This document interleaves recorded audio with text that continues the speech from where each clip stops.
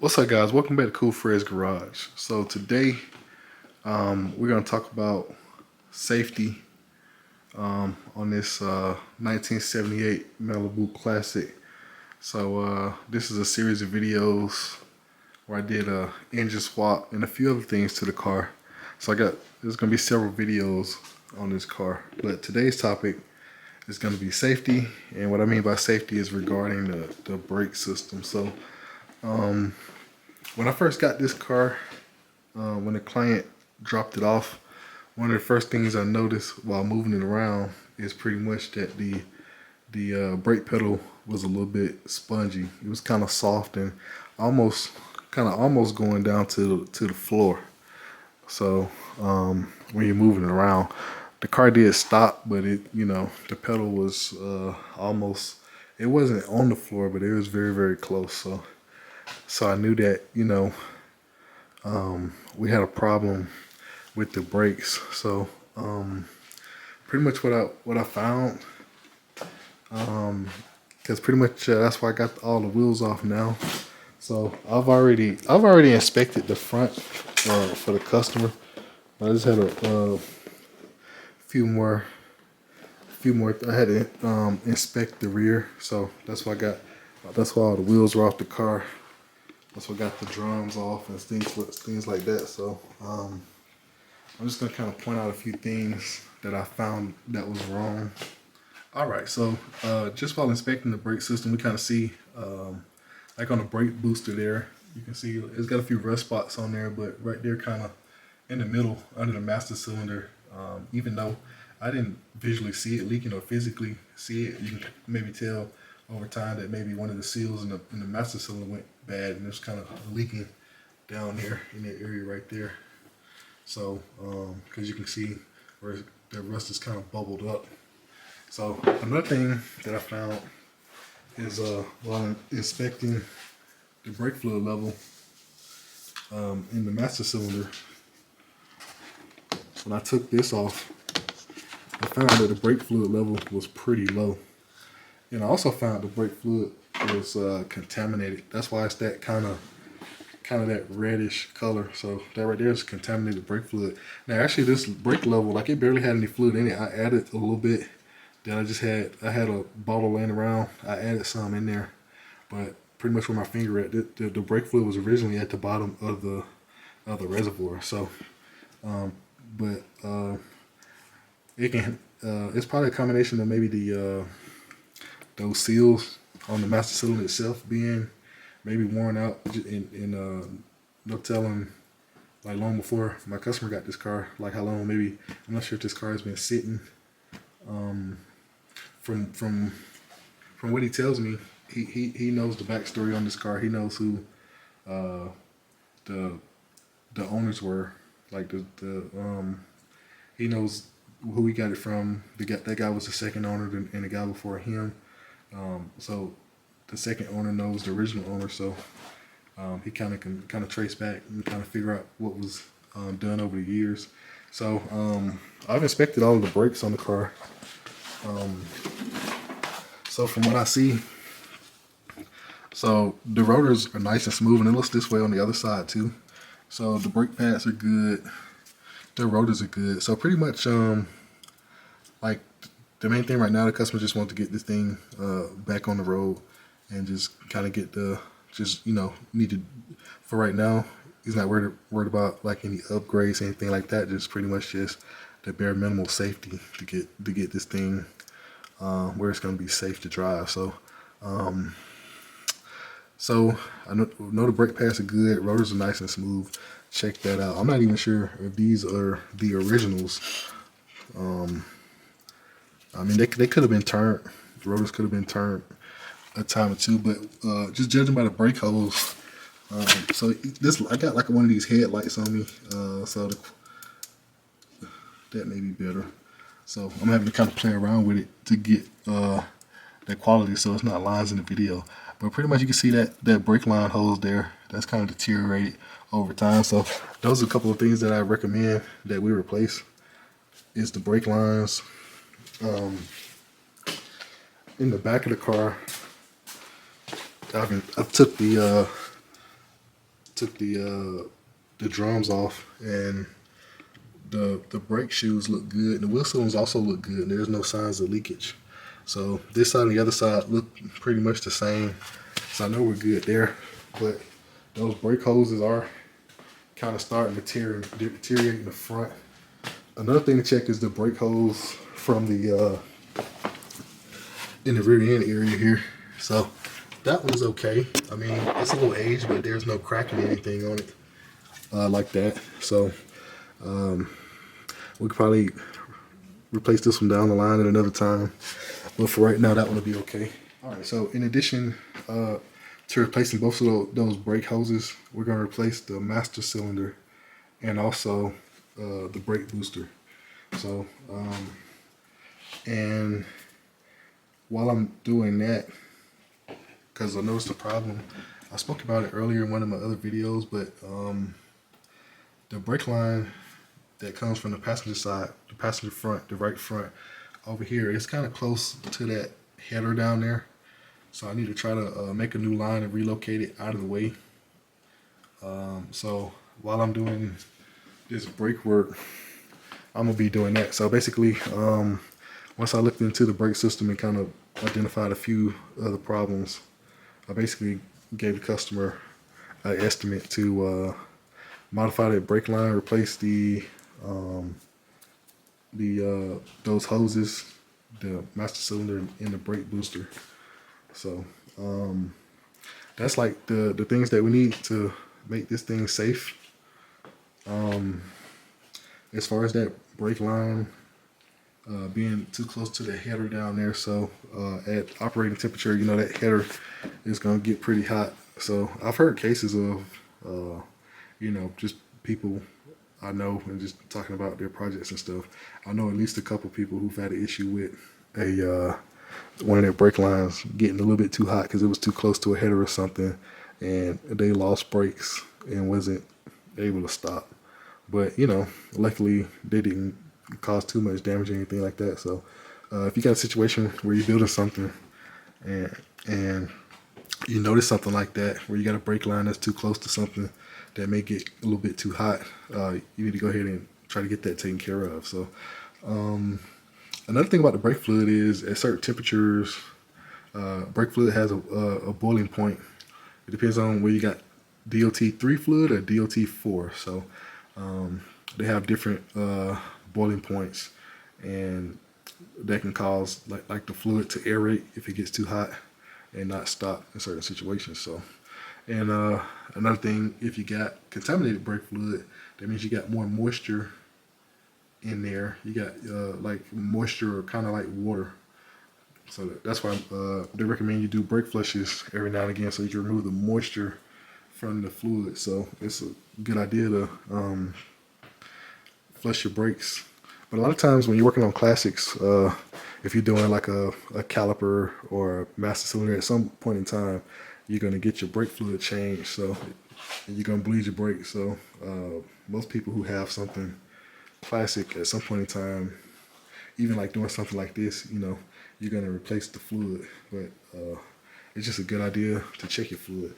But I'm going to go ahead and I'm probably going to take this master cylinder off first, and then get ready to get the brake booster out. So a lot of you guys or have friends or family that have replaced the master cylinder before. So it's not too hard of a job.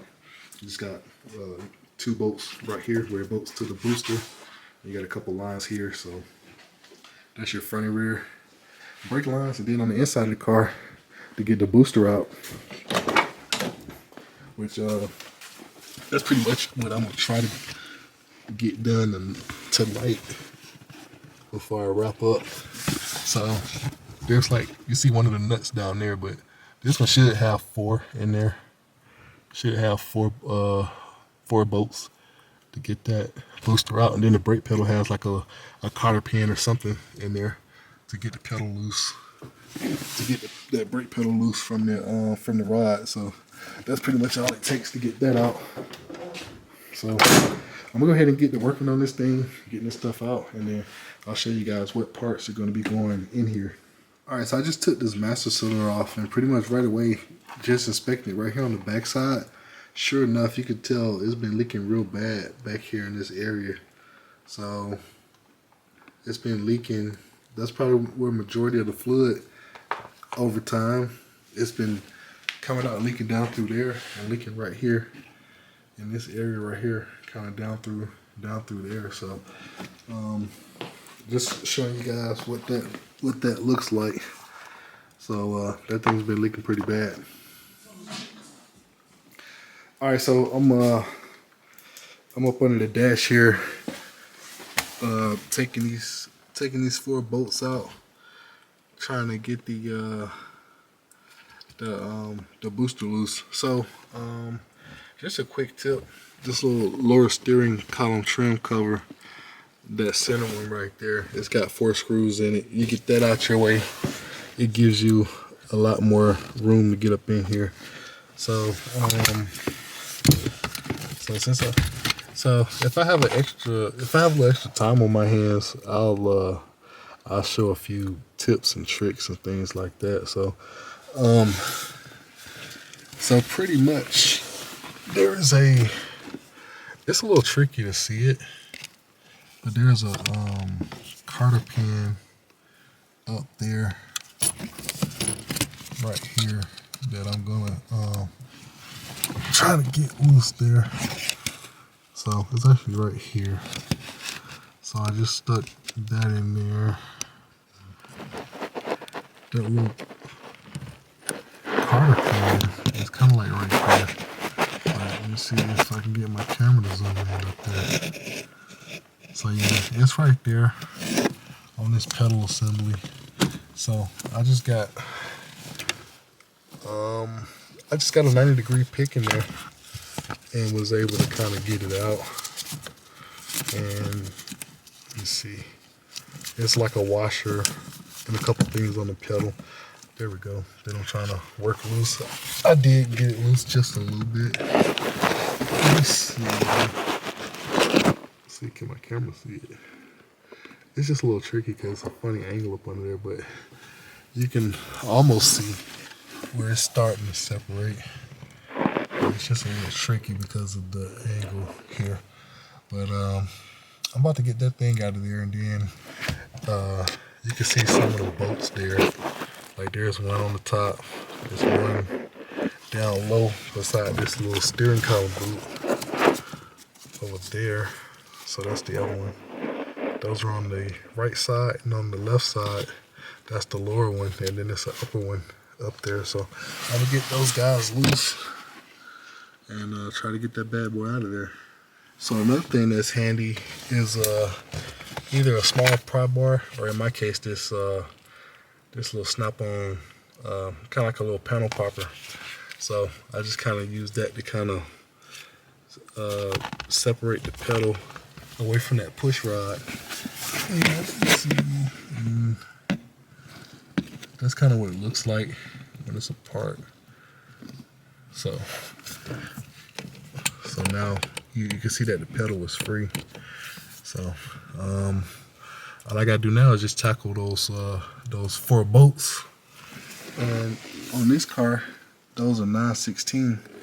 So I forgot to bring I got a Milwaukee 3/8 ratchet wrench, like a cordless ratchet wrench, the M12. I forgot to bring that from work, so I'm gonna have to get most of it by hand. I can try to, I got like a little compact impact that I might use to try to see if I can zip those things out with this guy right here.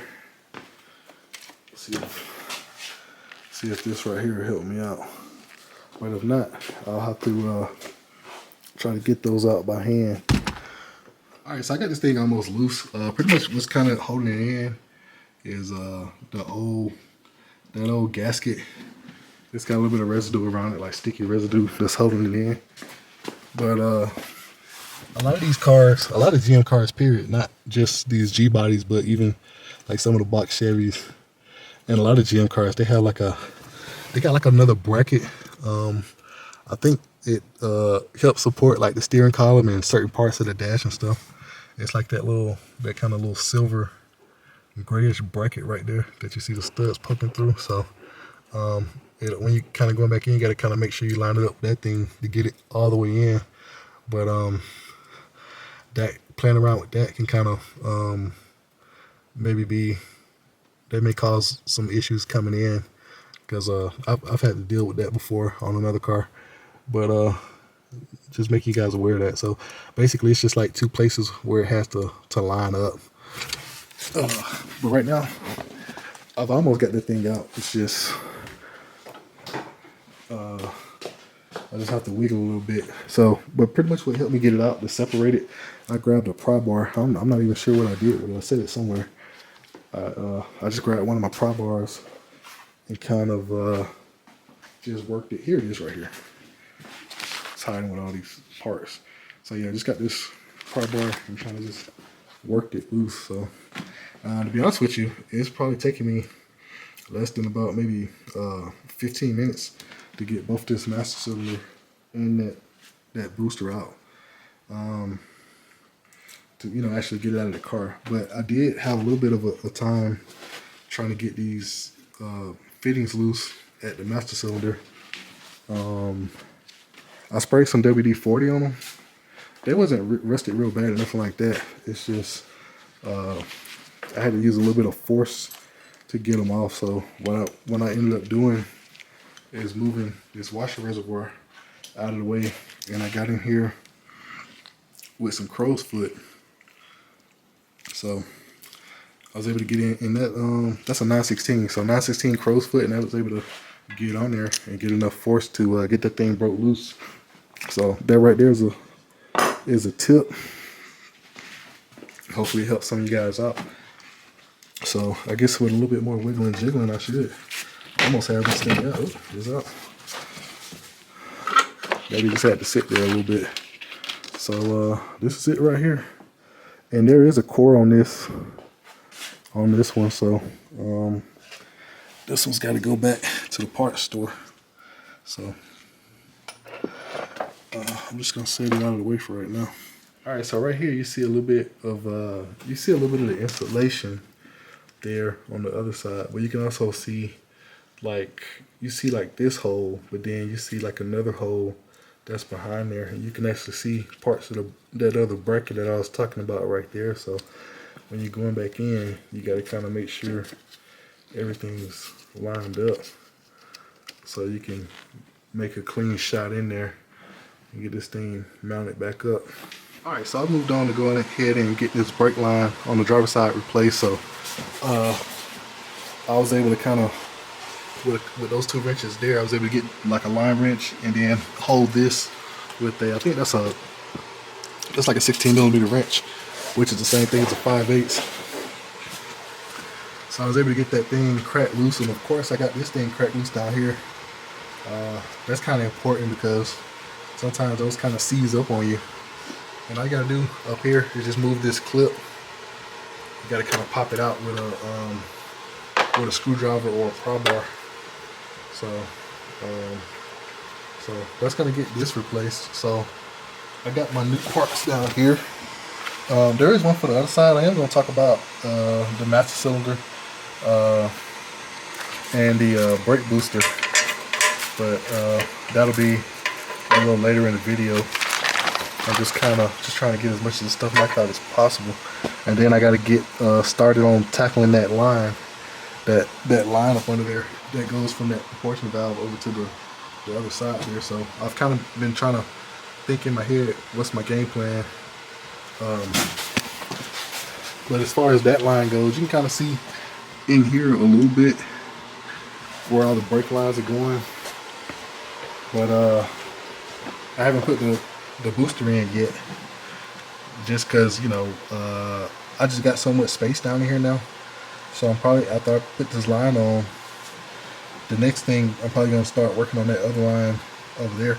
And it's a little tricky to see because you see so many of them, but like down here, this right here, not this top one, but that lower one, basically that second one down there that's close to that bottom tube of the header. This is another view. You can kind of see how close that is. So basically I want to kind of I'm gonna make a new line and maybe kind of go kind of up at an angle, kind of closer right in here somewhere, and then come over, try to come maybe straighter angle over this way, and then kind of shoot it along the frame and then back down where it's supposed to go.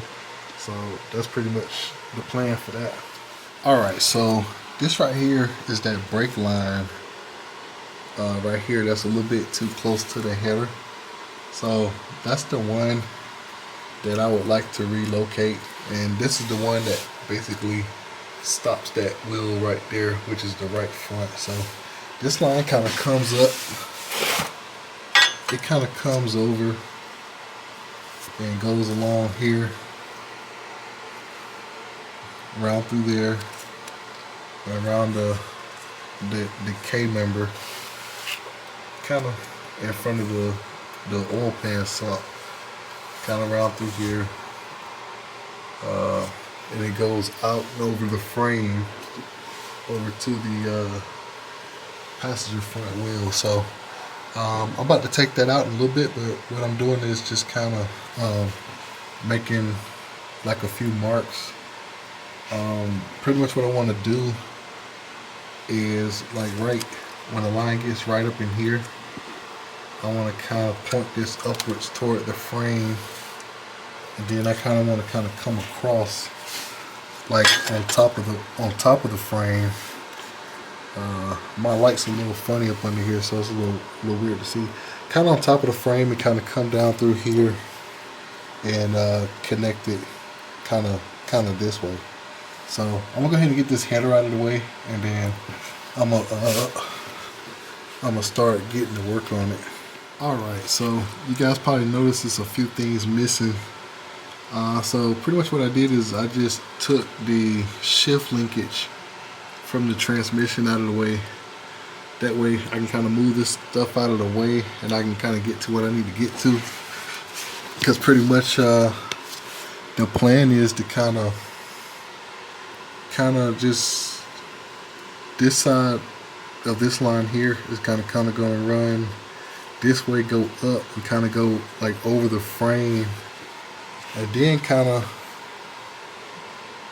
just come down here slightly and kind of and just basically kind of tie into where that is. Well, not tie into, but you know, basically the part of the line that I'm gonna add extra. So basically gonna take this line off and try to closely replicate that line by bending a new line, and then the section that I want to kind of add on to it. So pretty much that's what I'm figuring out now. And usually what I use to do that is I got this clothes hanger here. So I just got some clothes hanger,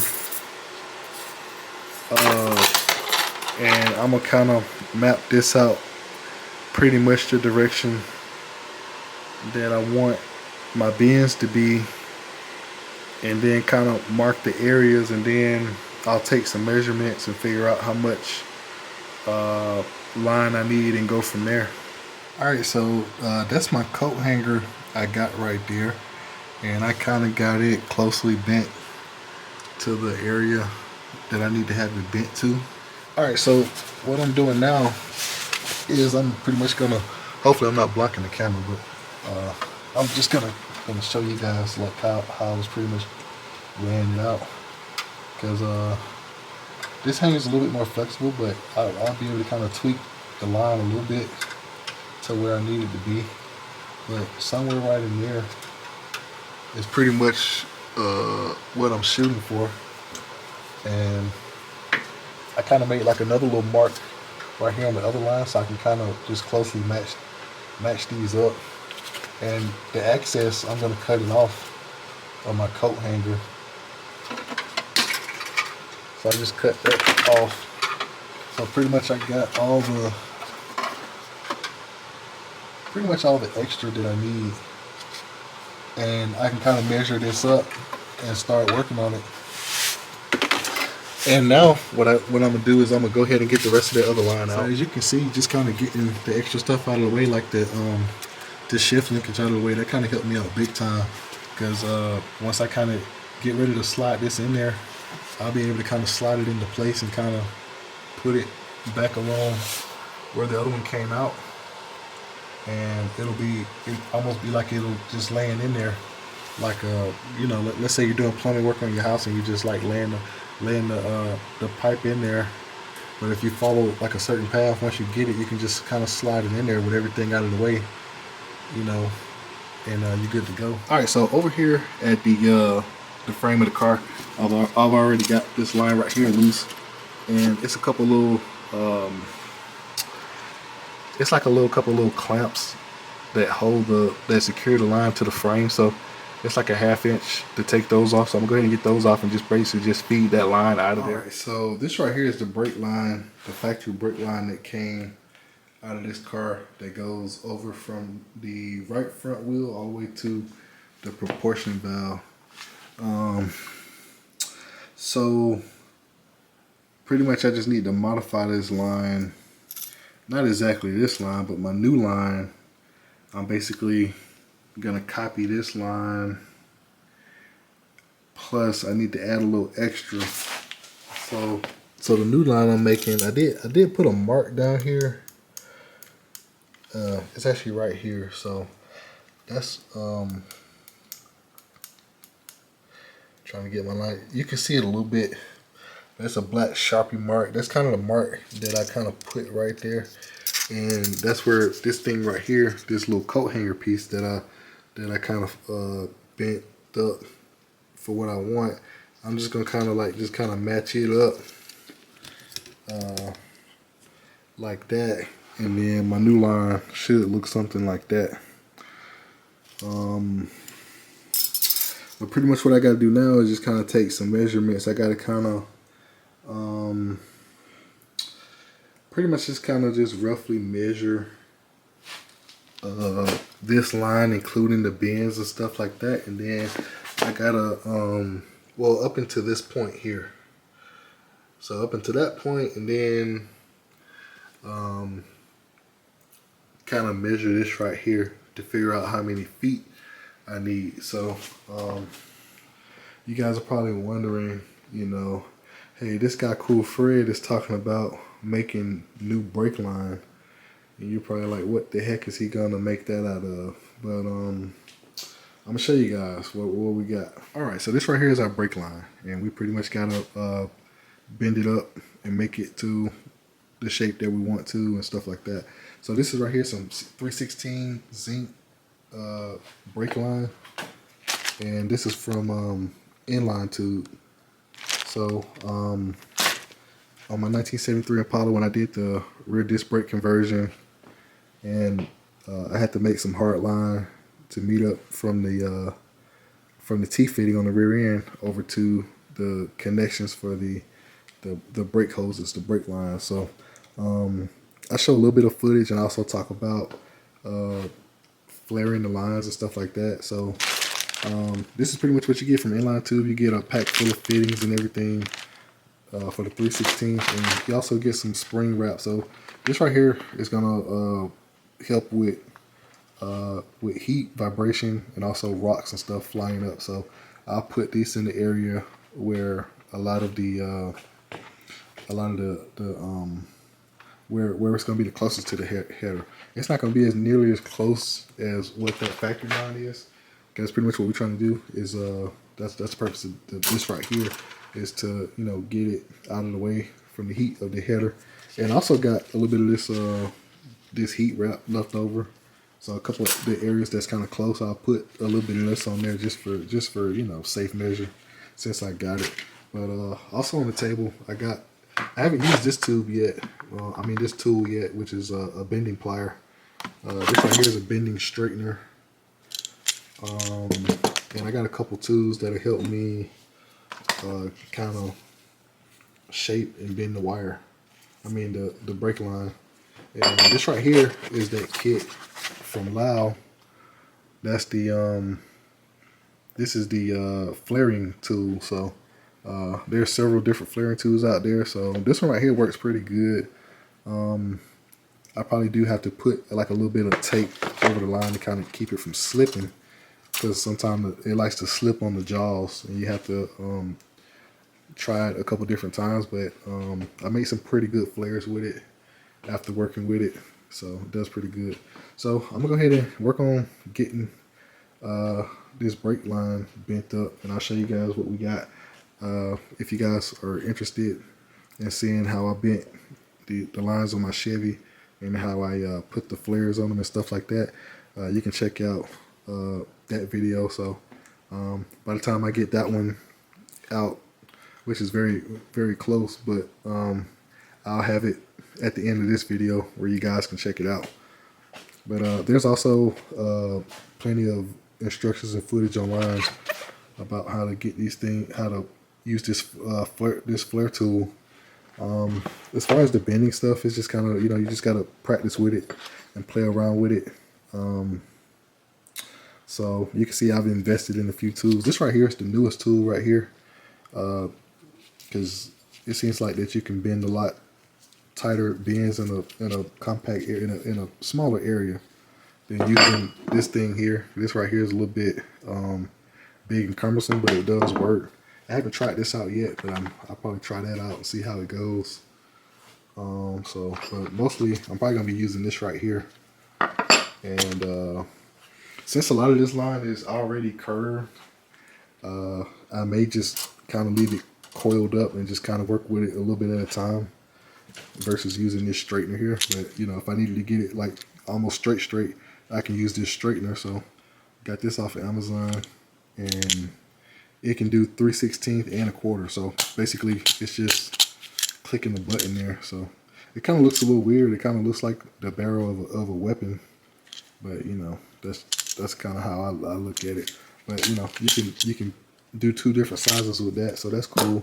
And if you guys are interested in the part number for this thing right here, I just picked this up at my local, not necessarily like local, but en route to the house. I picked this up at Advanced Auto Parts. So this right here is called a mini or micro tubing bender here, and that's the part number there, W704C. So I'm gonna try that out and see. I see a lot of guys say good things about this, so I'm gonna try it out and see what it's about. All right, so far this right here is what I got on the brake line here. I've been working on it, so I got most of it kind of bent up to where I need to. It's a little probably tricky to see because I got it up there on this workbench, but I'm gonna finish this up. But before I kind of finish this, I was gonna show you guys the part number for the brake lines. Now I've already put the one over here on the driver's side right there. So that's the new flexible brake hose, the rubber one. So and this is the passenger side right here. So I'm just talking about some of these parts as I go. But that's the part number right there. It's from AutoZone Duralast. So I've used their hoses before. It comes with the crush washers in a nice quality brake line. So that's 77186Z is a part number for that. They're the same for both sides. And also you need a set of these clips right here. So that's that part number right there. There's 2 clips that come in here. For some reason, I ran into this on a Cutlass that I was working on, where I did some brake lines and brake hoses and pads on the front, and I couldn't get the factory clip to fit. But if you read the description while you're picking out these parts online, it'll tell you that they will require a set of these clips. Now they come 2 to this pack, 2 to a pack, and this is what you get. So they're just made a little bit different from the factory ones, but when you put that clip on there, they lock in nice and secure up here in this location right there. So that's what it looks like. So I'm gonna go ahead and get this hose on the other side there on the passenger side. That way, when I finish getting that line bent up, when I kind of like test it, I already have the new line in there, and it's a lot more cleaner, because that other one, you saw as I was coming out with it, it's a little dirty over there, so I'm gonna go ahead and get this replaced on the other side. All right, so I'm just gonna show you guys what I'm up to real quick. So pretty much, I'm getting the line test fitted in the car, and I had the screws in there, so it's fitting almost perfect. I got a few more things to straighten out. I'm gonna show you guys this side on the passenger side just to show you how close I got that. Pretty much all I gotta do is cut and put the fitting over there. But over here, I got this counter where I want it, because that's just gonna lay back over here and connect right there. But I got a little bit of tweaking to do. I gotta kind of bend this up a little bit and then kind of where to go over, but it's kind of in the area that I want it to go. So I just got a little bit of tweaking to do. I'm just in the process of test fitting it right now. Then I'm trying to see where all my spring material needs to go, and then kind of what areas I need to put the heat protection and stuff like that on. So I'm gonna go over to the other side, show you guys what it looks like over there real quick. All right, so this right here is what I got over here on the passenger side of the car. So you can see that this right here is gonna work out pretty good. So it's kind of laying in there where I need to. I kind of need to do maybe a little minor tweaking, but it's pretty much fine. It's gonna line up right here. So they always recommend like wherever you decide you're gonna put it at, because pretty much right here I just gotta cut this off and put the fitting on. So let's say I figure out my final location is right here. So I'll pretty much mark it, and then I need to figure out like exactly where it's gonna be when it's in the fitting. So I may just go even with that right there. But they always recommend that you go an inch past. So if you cut it here, you need to cut the pipe about right in there. They always recommend that you go an inch past to account for the flare. So when you get ready to flare it. But also, I don't know if I did an update, but I did. I showed you guys the hose, but I went on and put that in. So this is in, nice and secure. That brake line. So got both the front brake flex lines in. So I'm just I'm kind of just playing around with the other side, and once I'm done playing around with that, I can go ahead and kind of get this flared up. All right, so I just got done with the brake line, the modified brake line that's going to replace the factory one. So I got them side by side, so you can kind of see